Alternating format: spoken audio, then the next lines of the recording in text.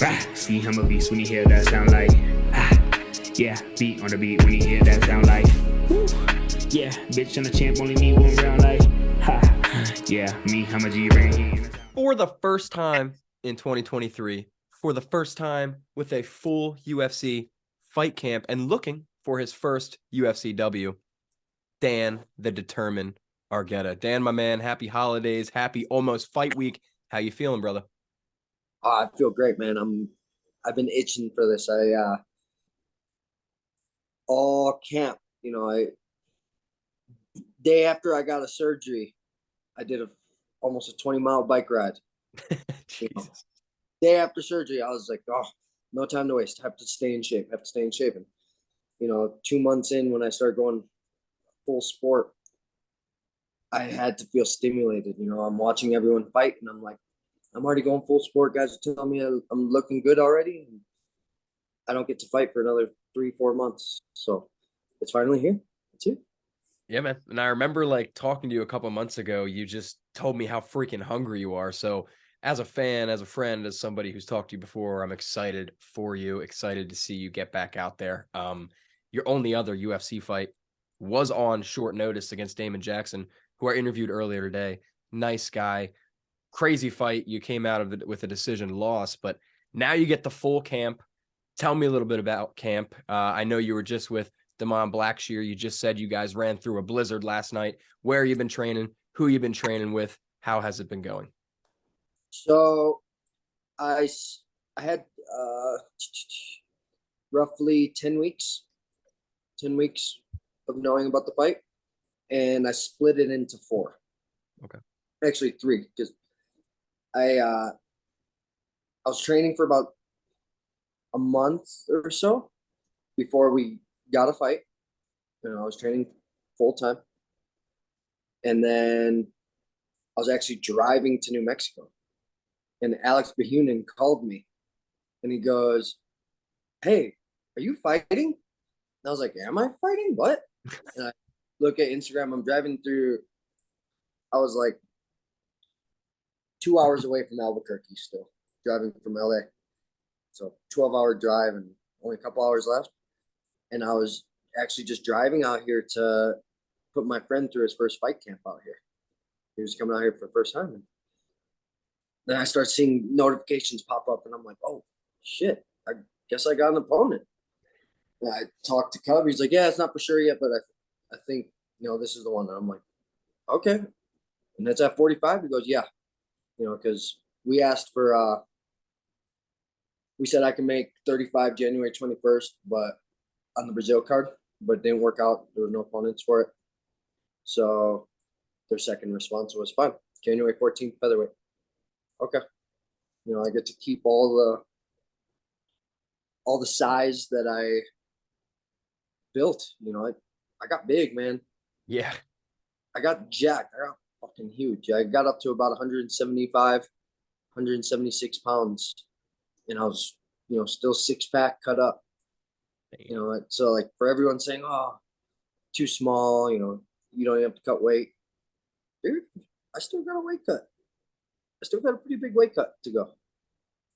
And it's exciting because I think people forget I fought the first half of my career at 45. Yeah. I fought the first half at 45. I'm no stranger to it. I made my short notice debut at 45. Obviously, I'd like to fight at 35 before the end of the year. But for now, this works out. Like I said, I needed to be stimulated. I needed to get back in there. Everyone else is doing it. And for me not to be doing it, it didn't feel right. Yeah, man, totally. I can't wait to see you back in there either. But like I was saying, I split camp into 3. So I got out here, 2 hours away from Albuquerque, and I find out I have a fight. I'm like, oh, shit, okay. Spent about 3 weeks out here, and then went to Chicago for a week for my friend's fight. Went back to California, and I was in California for about 3 weeks, and then came out here for the last 3 weeks. So I've been back and forth. Every time I get in the groove and get comfortable, it's like it gets ripped from beneath me. You know, it's like I think of like a magic trick where they try to pull the sheet from underneath the cups. All my cups fall every time. So I'm like, oh, I'm doing so good, and then whoop, okay, next camp, and get back into the groove and do it again and do it again.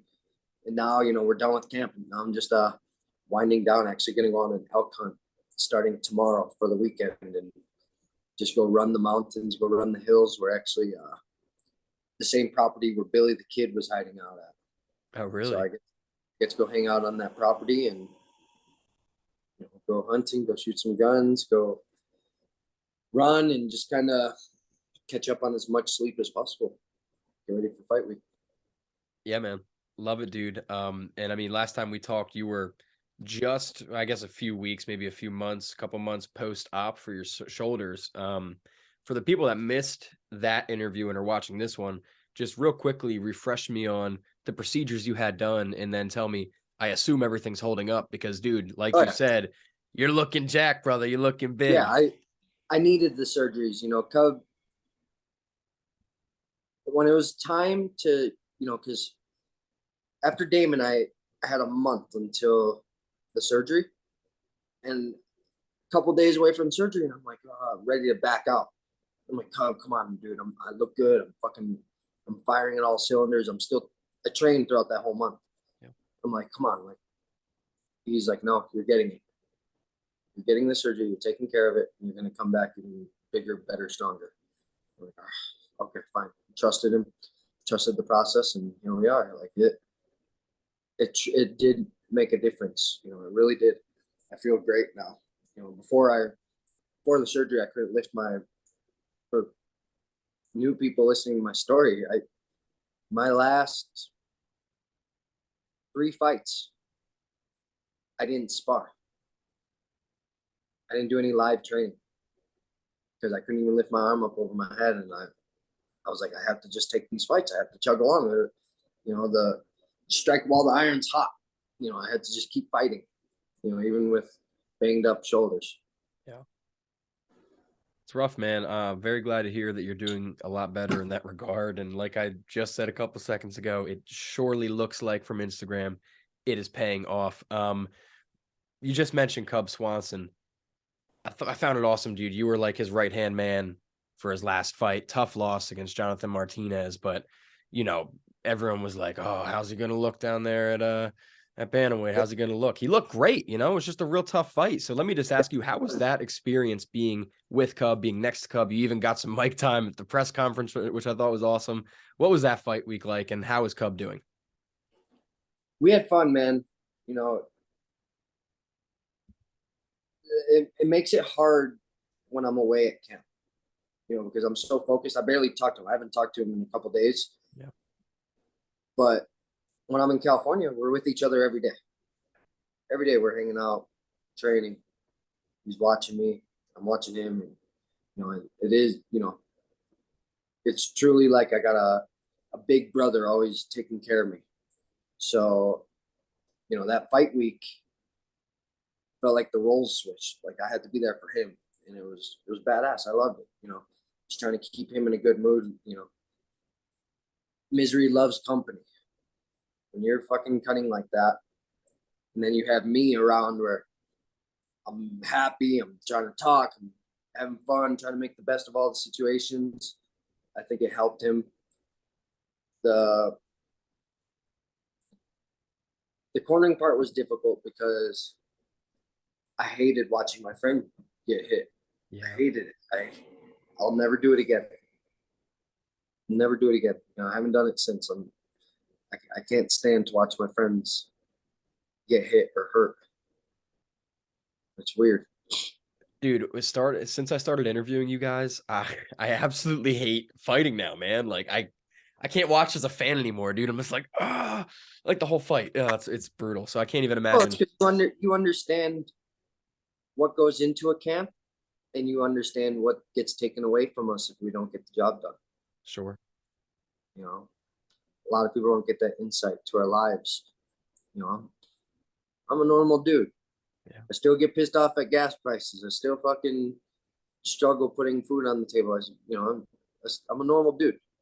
And when I don't win, I only get half my money.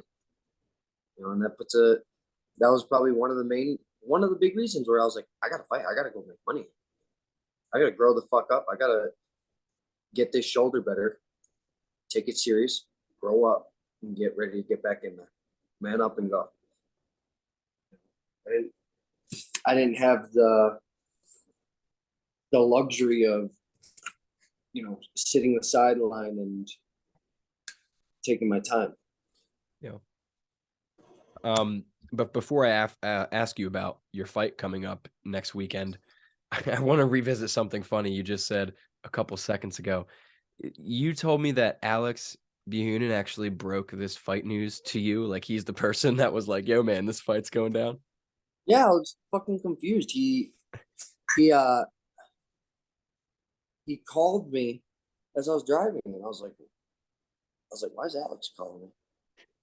And I was like, oh shit. Like, yeah, it was funny.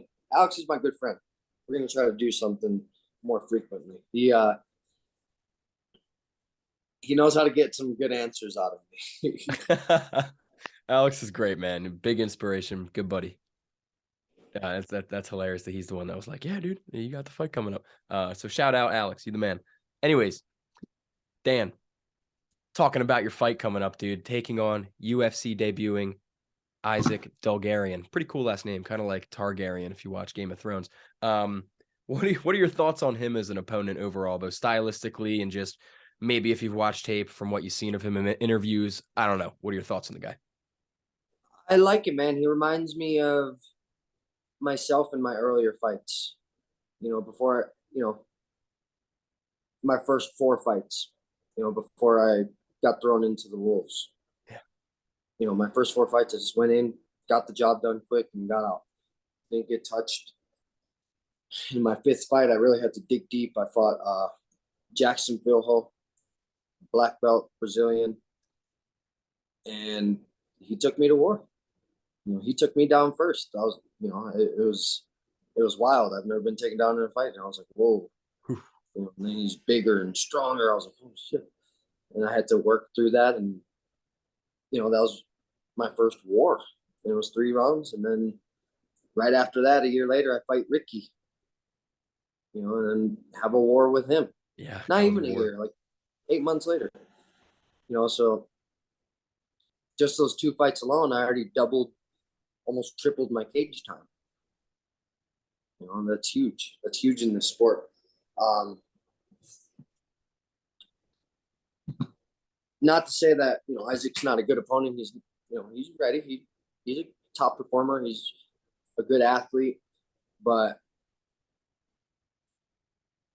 it's hard for me to even to allow the thought of someone taking everything from me. I tried taking it all from Damon, and it didn't go my way, and that was against one of the top guys in the world. I want to show everyone, hey, I'm right there. Not even at my weight class, and I'm right there. And so I think Isaac's got a big problem on his hands when he gets in there with me. I'm sure it's gonna be entertaining. I'm sure it's gonna be a good fight. I'm excited. I don't look past any of my opponents. We trained for this fight. I'm a wrestler too. I was a Division II wrestler. Didn't have the same success as Isaac, not even close. But I didn't care about being an athlete when I was in college. I fucked around so much. I didn't care. I've ran more today than I did my entire college career. I don't think I've ever ran more than a mile a season, like extra work. I'm a different Dan. I think about it. I wrestled 4.5 years in college, maybe ran a mile each season. It's like me in high school. Like that's not me. Tonight I got bored after live training, and Coach Jackson was on the rowing machine. I'm like, how long are you going, Coach? He's like, 20 minutes. I said, all right. Started the treadmill at 10 miles per hour, and ran 5 minutes, and I was like, okay, let me just get to a mile. And I ended up running like a 7:30 mile. And I was like, I'll do better on the next one. Then I ran a 6:30 mile. And I'm like, okay. Then the third mile, I ran it in 7. I did that shit for fun tonight for no fucking reason. I'm just wired differently than I ever was, where it's just like, that's my job.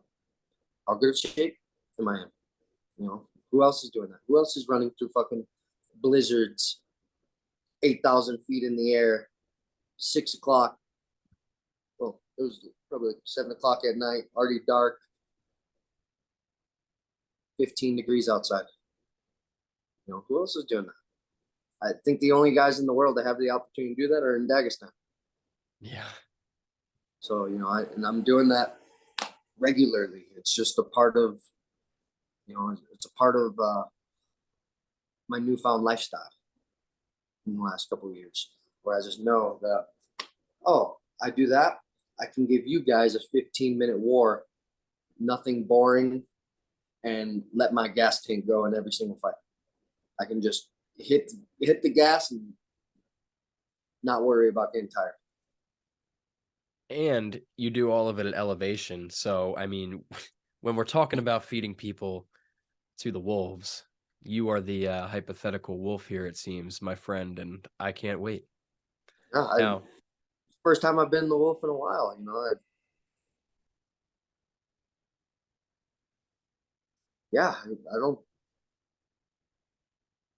I can't recall the last time I was a favorite.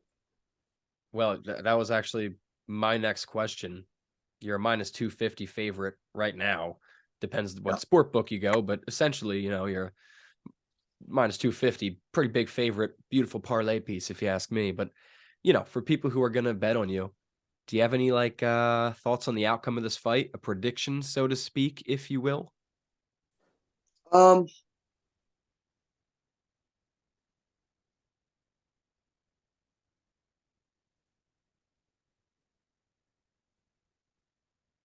Yeah. Obviously, I prepare for war. I don't like to jinx myself. I prepare for war. And when I prepare for war, that means that you got to hang with me. And if you can't hang with me, that's when I get the job done. That's all I got to say. If you can't hang with me, that's when I get it done. I like to make sure that my opponents a lot of them can't swim with me. It's like I said, I haven't been the favorite in my last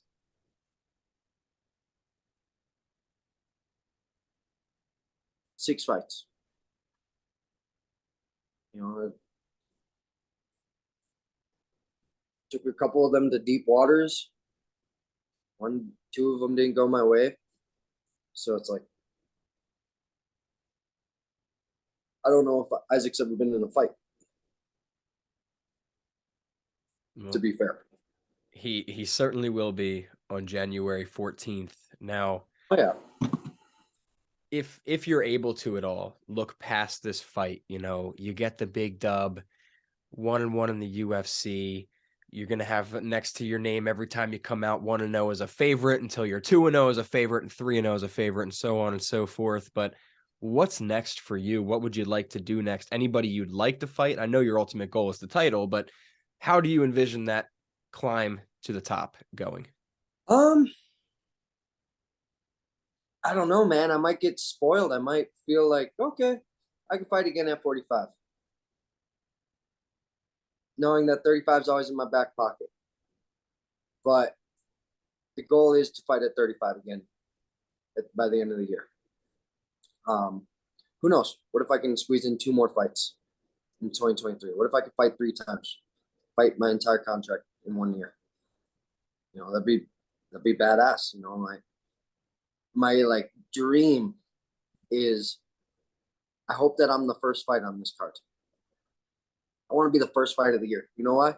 I think you are, but let me just double check that real quick. But go on. Why do you want to be? Certain. I talked to Alex about it. It's listed like first fight on a lot of spots, but he said that's not always for certain. Well, let's see. You know Marcel Dorf? Yes. Right now, okay, right now he does not have you opening the card. He has Kushera versus Eubanks opening the card. But as you said, nothing's final. I hope, yeah. Well, I hope they change it. I want to be the first guy. That's my goal. I want to be the first guy. It's an honor. Like it's like carrying the torch for the Olympics. You know, I want to open up the 2023 UFC season with a freaking boom, something that people won't forget, especially this card because we haven't had fights in a month. Yeah, No one's gonna be late. we're No itching. one's gonna be late. You know, everyone's gonna be tuned in early Saturday. You know, I want to be that first guy, and by the end of the year, like I said, I'm not gonna be unreal, but I would like to headline a fight night by the end of the year. You know, get one more, pull something out of my butt, have a good fight after Isaac, and you know, I'd like to be the last fight in the Apex. Me too. First and last of the year. I want some crowds back full time. That would be awesome, man. I want to fight at the Apex. I want to open up at the Apex, and I want to end at the Apex. Oh, you just mean in a year. You don't want to be the last fight ever at the Apex. No, just the year. I want to be the first fight in there and the last fight in there. I love that, dude. And you tough guys, you really call that Apex Center home. Yeah, it's easy. It's familiar, you know. I haven't fucking won in there. I've been in 2 barn burners in there. And I'm like, what? Oh, finally, now I'm like, oh, I deserve it. I deserve it. Like I don't like to say when people say, oh, I deserve this or that. Fuck that. I deserve it. I deserve a fucking win in there. I've earned it already through my nonstop determination since the Damon fight to get better and get back in. You know, I never executed my game plan of just fucking walking forward and just trading with dudes and then wrestling whenever the hell I want until that 3rd round with Damon. That was the first time. Coaches have been wanting me to fight like that since I began fighting. Yeah. And I didn't do it until the last round of my last fight. And then I worked on it, got the surgery, and then had to fix things up and then go work on it for the last couple months. So now I'm like, oh, okay. Yeah. Might have to change my name to War Damn. Dude, something I've noticed throughout this interview is your energy. It's unique. And it's also something I noticed our last interview. And I said it this interview too, but dude, you're so hungry. You're so ready. You're so absolute. Like I've talked to many fighters, okay? And I've talked to you before too, but every question I ask you, no matter what it's been the night, has circled back to like how prepared you are, how ready you are, how just freaking hungry you are, dude. So dude, I was talking to Damon last night. I was like, the reason I'm going hunting this week is to get me out of the fucking gym. you going hunting? Yeah. It's to get me out of the gym before the fight. Because someone wants to start turning it up, I turn it up too. Then we end up fighting. And then someone gets hurt, shit like that. Here, hold on. Let me close the door. God.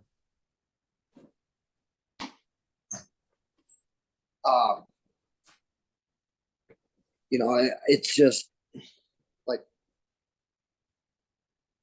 I like to train controlled, and I know where my mind's at right now, and it's dominate,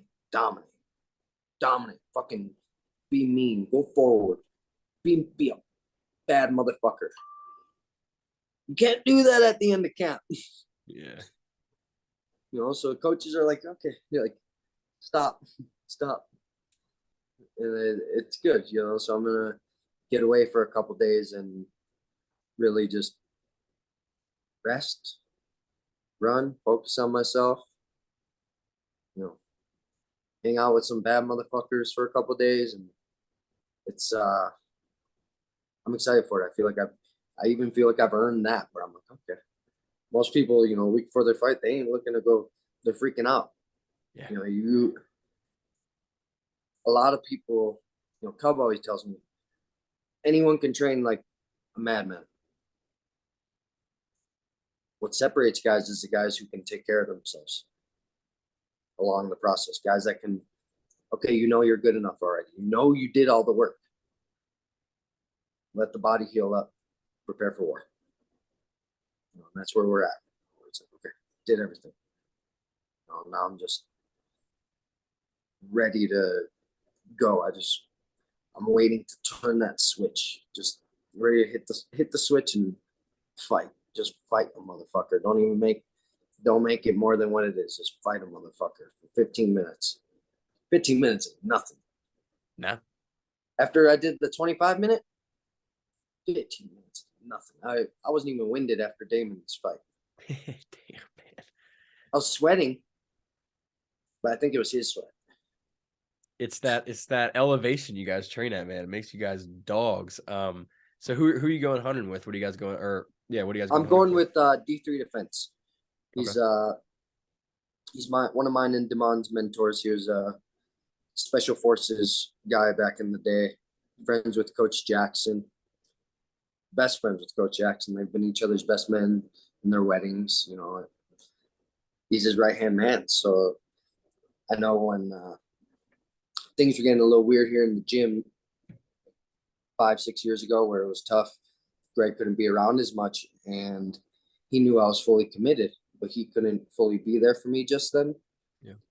And he kind of, led me in the right direction to Diori. His name is Diori.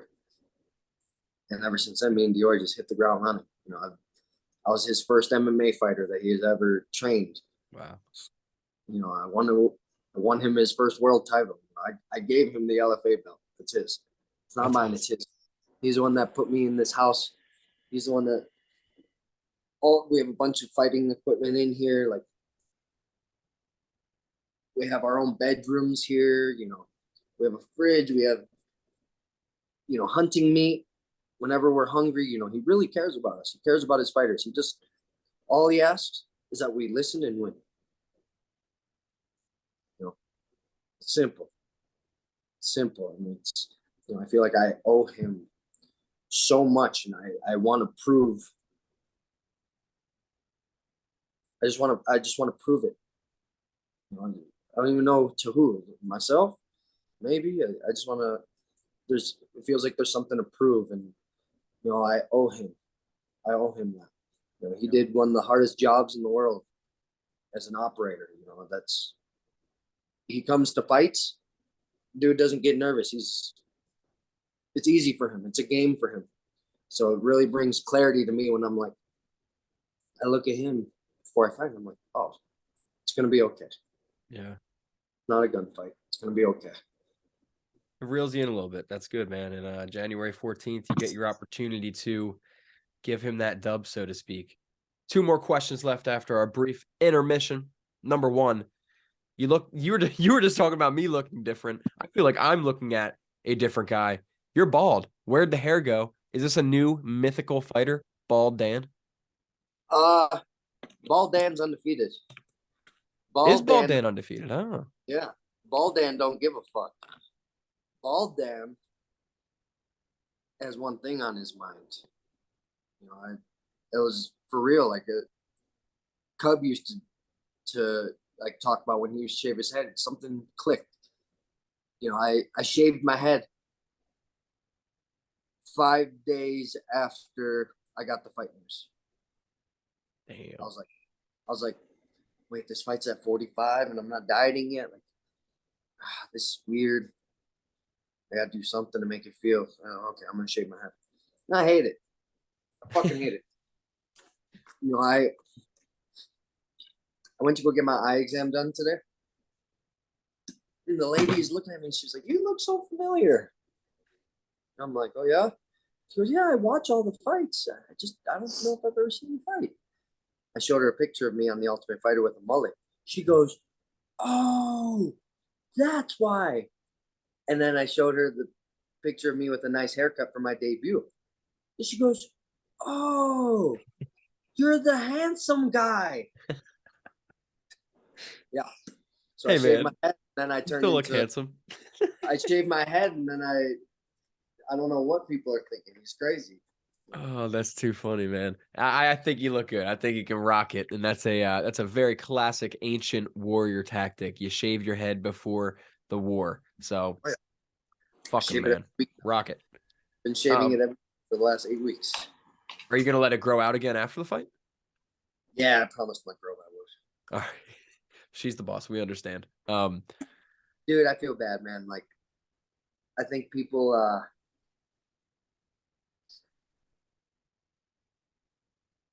don't understand what, the women, our girls, what they go through with us. Yeah. Her and I have lived in LA for the last 3 years, and I've spent 6 months on the road every year. I'm away. I just spent the holidays with her because I couldn't go home for Christmas because my flights got all messed up. So I was like, no, screw it. Shaved my head Christmas Eve morning, and I was like, this is why we're here. This is what we do this stuff for. Like, this is why. And even that, it's not enjoyable for her. Yeah, we get to spend our first Christmas together. It's not me. Yeah. I'm not there. I don't exist right now. I'm a machine right now. I just wake up, go into train, come home, hang out with my boy. Then we go do the same thing next morning. It's all the only thing on our minds when we're up here. I love the focus and the, as your nickname says, the determination. Hey, man, I have to pick up slack somewhere, and that's where it is for me. I know that some guys are so freaking talented and hungry. I was talking to my dad about that. He was like, these young kids are just hungry. And I'm like, yeah. And he was like, are you hungry like that? And I'm like, I think it's changed for me. I think I've grown up where it's like, now that I know it's not that it's attainable, it's that I'm being given the opportunity. It's not like I'm trying to get my name out there so I have the opportunity, so that I get an opportunity. No, I have it. Yep. I have it right in front of me every single day. When I wake up, I have the opportunity to get better, to do things that make me uncomfortable, to push and grind, knowing, like I said, like the snow run, to do things that guys just aren't doing. Whether they're willing to, whether they're not willing, whether they have the resources or don't, I do. So I'm using it, and it's huge for me, and it's become more of a. There's a quote that keeps on popping up. It says, "You'll be." It's like you'll be more disappointed if you never try some shit. Yeah, than trying and failing. And it hits me every day. I'm like, yo, I have it. I have the stuff. Use it. Do it. Take care of it. And it's for real. It's definitely for real. I feel it, and it's huge for me. It's like I said, when I was in college, I wasn't like this. I was a fuckhead and a half. And now don't get me wrong, like I'm still the Dan from The Ultimate Fighter that like to have fun, freaking fuck around and go hang out with my friends and do crazy shit. But right now is not the time.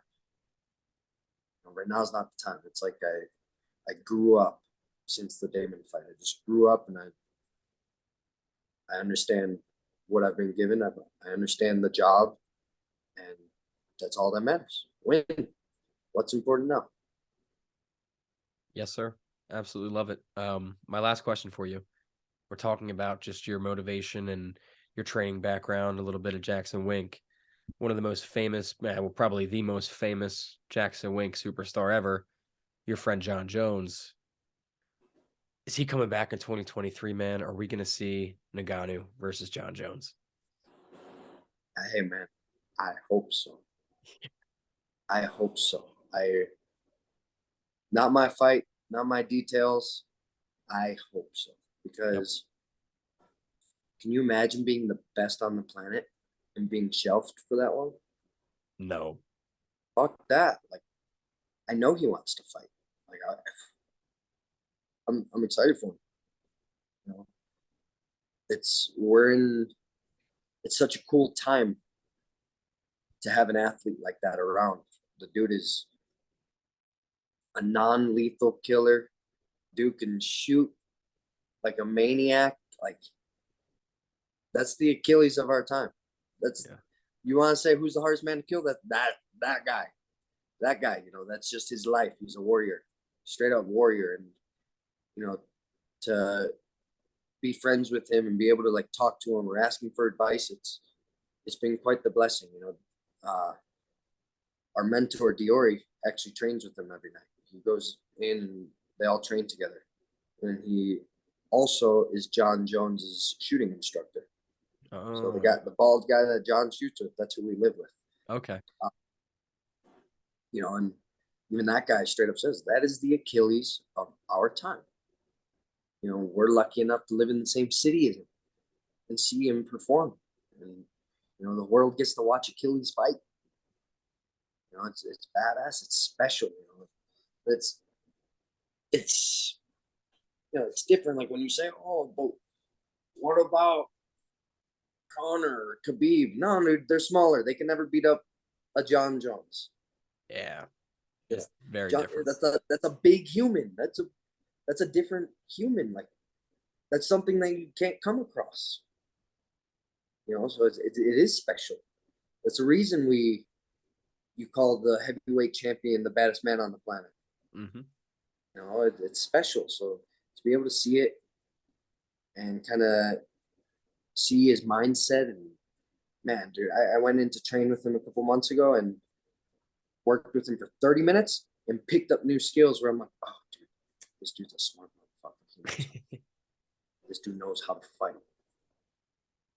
He's the GOAT. I mean, there's no way around it. He can beat up any man on this planet. 8 billion people.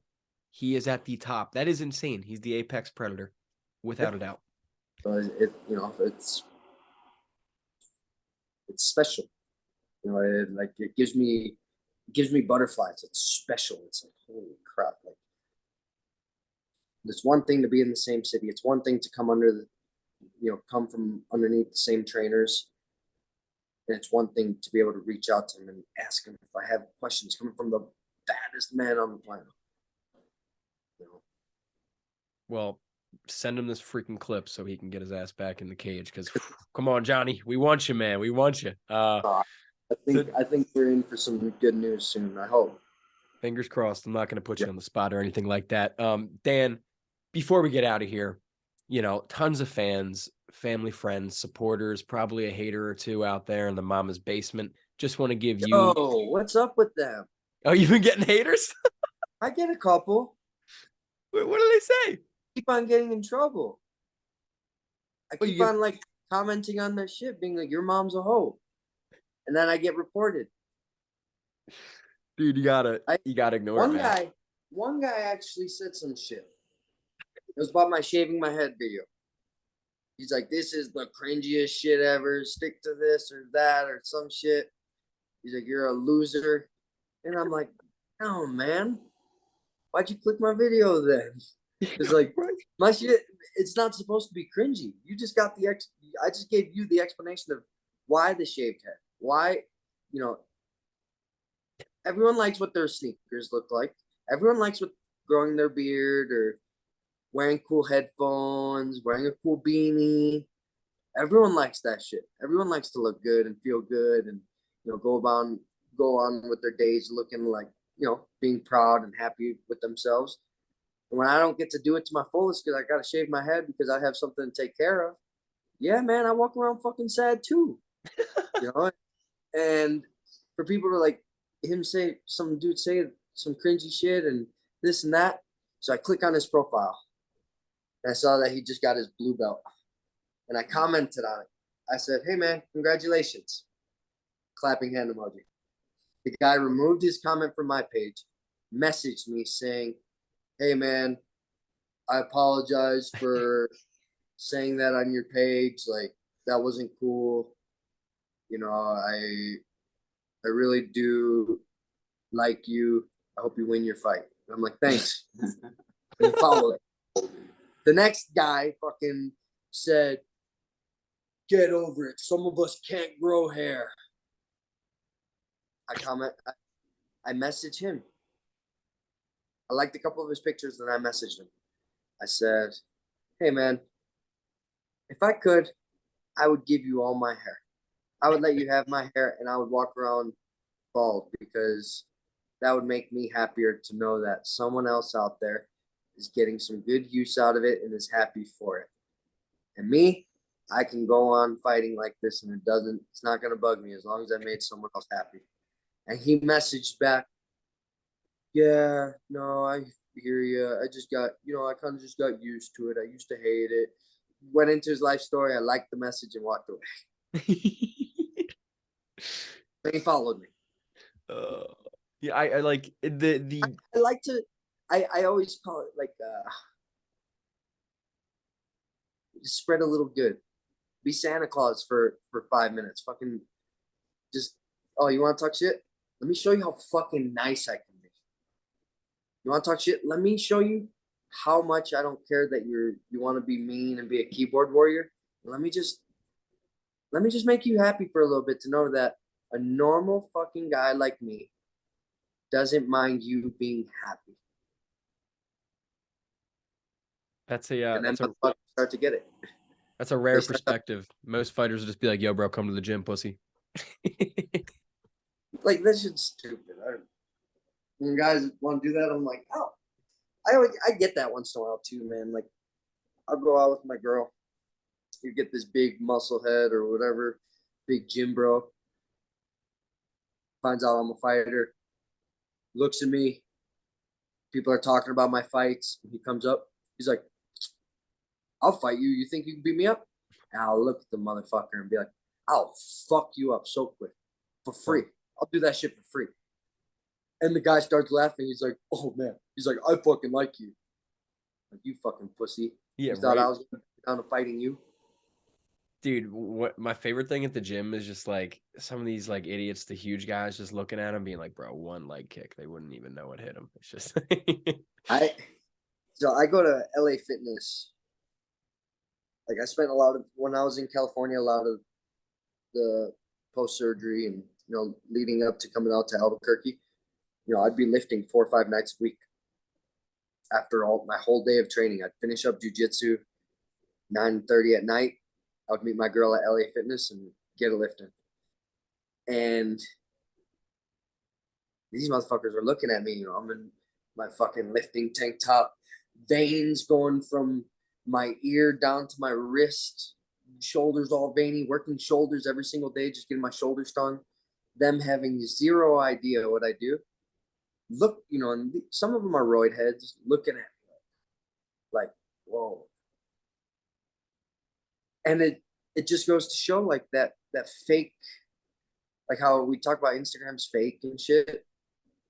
Those motherfuckers only see me in there for an hour, and they're probably going home so upset, being like, this dude only goes to the gym 1 hour a day and looks like that. They have no idea that I'm in there for performance. I'm just trying to get my shoulders right, and that I work out 6 hours a day. Like, no, this body wasn't built in my 1 hour a night at LA Fitness. right. You train all day. It's funny. That makes me laugh. And then I make friends at that gym, and then all of a sudden, big beef heads are looking at me in the sauna as I'm talking to new friends I make, that they start watching my fights and stuff, and they're talking to me. And they're like, oh, they get it. I just go in there that's my hobby. I like lifting weights.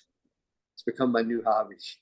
That's great, man. It's showing, bro. Looking freaking jacked. But where I was going with the haters thing, I didn't even really mention. The haters aren't important here. Screw the haters. They're off the screen. I just want to give you an opportunity. No, fuck them. They just need some love. Well, sure. Give them the love. Okay, fine. Then the haters too. Include the haters in this message. I'm going to give you the opportunity. Is there anything you'd like to say to everybody that we haven't mentioned yet? Just anything you'd like to shout out, anything of the sort? The mic is yours. I'm hoping I get first fight of the year. Let's just throw that out there. I'm getting the first fight of the year. I'm asking for the first fight of the year. Most guys don't want to be on the undercard. They don't even want to be on the prelims. Fuck that. I want to be the first fight of the year. I want to make sure I do something so spectacular that you guys remember that it was the first fight of 2023. And like I said, I don't know who the fuck I want to prove it to. I don't know if it's me. I don't know if it's Coach Jackson. I don't know if it's Damon. I don't know if it's you. I'm just ready to go fucking fight. I just want to win. I'm itching for that. You know, that it's in my DNA. I just, you know, that's how I get stimulated. Some guys want to go to the bar and get drunk. I want to go fight in front of the world. I'll leave it at that. January 14th, my friend. By the time I post this video, it will be a week away. You can finally get that first UFC dub, and Jesus, man, you can satisfy that hunger a little bit because I'm gonna take a little break after this fight. I gotta get my body right.